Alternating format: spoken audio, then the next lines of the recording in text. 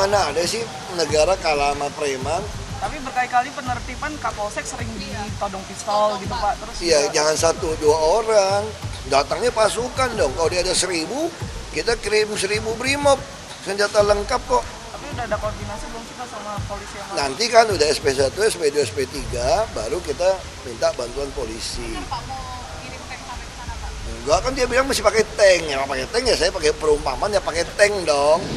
Saya terbayang ketika 3 juta diberikan kepada abang setiap hari, pasti juga diberikan kepada yang lain. ATM nasional dalam buku abang juga ceritakan bukan hanya polisi tapi juga TNI. Ada TNI Polri yang juga diberikan. Semuanya. Satpol PP semua. RT, RW, Ya. semua. Masih pangkat AKP. Ya. Mau menertibkan uang miliaran rupiah sehari pada waktu itu. Ya. Pasti ada tekanan kan Bang? Wah, besar sekali, biasa itu. Bukan hanya dari mereka tapi juga dari Biasa. yang lain. Iya, biasa itu. Karena kan Apa yang banyak dialami waktu terganggu. itu, Bang? Intervensi, permintaan tolong agar mereka jangan diganggu. Jadi saya yang dianggap mengganggu. Dari sesama aparat Macam-macam, tidak usah disebutkan. Macam-macam. Jadi yang lebih tinggi dari abang ada pangkatnya? macam-macam, semua unsur. Iya, semua unsur.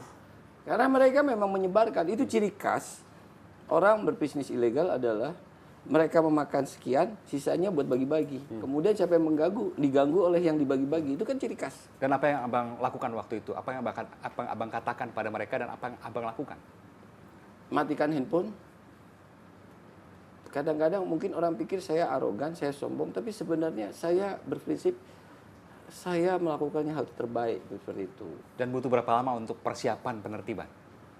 Nah, untuk teknik penertiban itu ada diagnosa seperti cara dokter.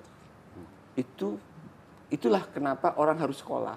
Dia nanti mampu mensistematisir cara berpikir. Ada pendekatan keilmuan. Kalau kita salah melakukan diagnosa terhadap permasalahan, maka salah pula cara penyelesaian masalah. Akhirnya itu tadi kali jodoh atau tempat-tempat konflik lain tidak bisa diatasi. Itulah yang kemudian saya melakukan penelitian dalam tesis saya. Kenapa ada satu wilayah di tempat saya namanya Muara Baru dengan potensi konflik yang sama, masyarakat majemuk yang luar biasa, tapi rukun-rukun aja. Kalau ada masalah bisa selesaikan dengan baik. Tapi kali jodoh selalu bakar-bakaran dan bunuh-bunuhan. Termasuk abang ditodong oleh pistol? Oh, itu oleh Daeng konteksnya Aziz. beda itu konteksnya. Itu sebelum penertiban? Sudah saya ganggu dengan penertiban. Oh. Malam itu hujan rintik-rintik, ada gesekan antara adiknya Aziz dengan dua orang. Kemudian adiknya Aziz mentang-mentang dilawan, ditusuk. Adiknya Aziz mati. Lapor orangnya ke Aziz keluar marah-marah karena adiknya mati, dia nembak-nembak. Saya lagi di luar lagi cari pelakunya, saya sudah dapat laporan, cari pelaku yang bunuh adiknya Aziz nih. Nah, saya dengar ada suara letusan, saya katakan di HT, siapa yang nembak-nembak itu? Saya bilang begitu kan. Kata anggota, bukan kami komandan. Saya masuk ke dalam Kalijodo, saya lihat Aziz, kamu yang nembak-nembak. Kan dia kan nggak pernah ketemu saya, karena saya tidak mau, biasanya kan dia kenal sama ini. Saya nggak mau terima dia. Dan saya bilang, kamu siapa namanya? Aziz. Sini pistol kamu. Dia langsung, jangan ini saya, jangan ambil pistol saya, dia bilang.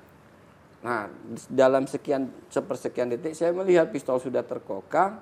Dia waktu itu dengan sekitar 300 anak buahnya dengan senjata tajam, tombak, panah. Sementara saya hanya 8 orang. Oke. Kalau saya bodoh, saya lawan, saya ambil, saya rebutan, kemudian dia mati banyak, saya mati banyak. Itu bodoh. Tapi kalau sudah permainan gini adalah permainan psikologis. Kamu boleh tembak saya, sekarang saya mati, tapi saya malam ini mati demi negara dan bangsa. Dan memang mati demi negara dan bangsa, saya Kapolsek lagi dinas. Habis ini pasti kamu dihabisi oleh Polda. Dan itu yang saya tanamkan kepada anggota saya. Jangan sampai anggota sedang dinas diganggu dalam pelaksanaan dinas, dalam arti dilawan, kemudian tidak ada perlindungan dari kepolisian. Dan dia menurunkan, dia bilang, jangan ambil senjata saya. Kamu percaya sama saya apa dari Kapolsek Penjaringan? Saya akan cari pembunuh adikmu, tapi kamu jangan main hakim sendiri. Dan saya cari pembunuh adiknya, tapi besoknya dia saya tangkap, saya proses, saya limpahkan Jakarta Utara untuk diadili, untuk kepemilikan senjata api dan menodong saya. Jadi dia sudah saya tangkap saat itu. Dan gitu. sempat di penjara selama berapa bulan ya? Kalau tidak salah 3 bulan, saya tidak mengikuti karena wilayah sudah ranah pengadilan, seperti itu. Senjatanya disita. Pada waktu itu 2002-2003 tidak ada korban jiwa. Banyak. yang meninggal? Mereka mati, anggota saya kena panah matanya, satu buta. Itu perang. Itu benar-benar berdarah-darah di situ selama 1-2 tahun awal saya jadi Kapolsek itu. Selama 2 tahun. Dan itu memang perlu pendekatan budaya, pendekatan sosial, pendekatan apa. Dan setelah saya mempelajari apa yang terjadi di Muara Baru, saya apply di wilayah Kalijodo dan berhasil. Berapa korban jiwa waktu itu, Bang? Masih ingat? Banyak lah dari mereka. Yang Kalau dari meninggal? mereka nggak habis matiin buang ke sungai di sana. Barang mati biasa zaman itu. Itu kan udah nggak bener. Jadi sampai korban yang tewas pun tidak bisa terdeteksi karena banyak yang juga tidak ditemukan, Bang. Zaman dulu itu orang dibuang ke kali aja sama dia. Habis bunuh ngilang ke kampungnya. Tinggal nunggu berapa tahun lagi balik lagi. Begitu. Korban polisi? Kalau polisi pernah ada korban kena panah waktu penertiban. Tidak sampai tewas. Tidak ada. Tidak ada. Kita tahu bahwa kita tidak ingin kekerasan itu terulang kembali di tahun ini. Dan Abang bilang harusnya lebih ringan sekarang. Ya. Artinya seharusnya tidak ada korban jiwa. Ya. Bisakah itu terjadi? Insya Allah Pak Kapolda, Pak Panglima sinergitasnya baik. Beliau sudah merancang kegiatan pemolisian yang luar biasa dimulai dari operasi Pekat. Ini bukan rancangan yang responsif, tapi rancangan yang sudah direncanakan dengan baik dengan keilmuan beliau-beliau.